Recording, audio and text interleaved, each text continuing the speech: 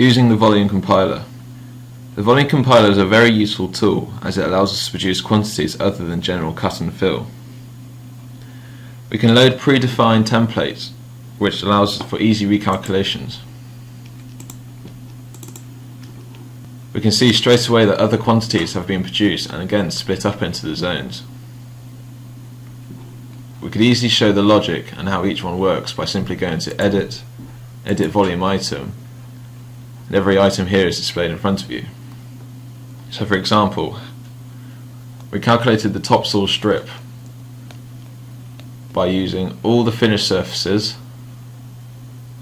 and only the surfaces in the original model to be stripped.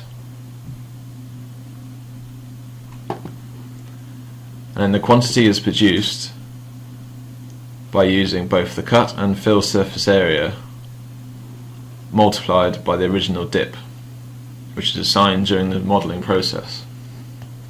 You can easily create new items by simply going to New Volume Item, giving it a name,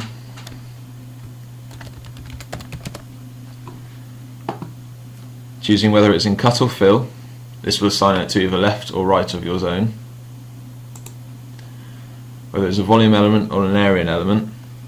A volume element calculates the volume between two surfaces, whereas an area element, for this example, we're only going to resoil on verges using all original surfaces, so just be a fill and cut surface area using all our depth categories. We can assign both either primary or secondary group and a colour. This colour can be quite useful if you're using a mass haul.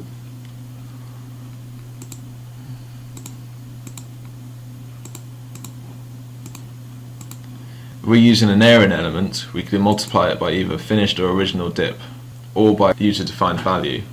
In this case we'll just use the finished dip and press finished. We can see our quantities of resoil and cubic meters displayed in front of us.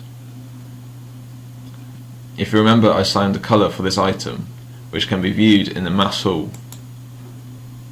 Each item is displayed for each zone and scaled based on its quantity. You can see that zone 6 has much more fill than any others, whereas zone 7 has much more cut than any others. This is a very useful tool for contractors as it gives a good idea of the earthworks for each zone.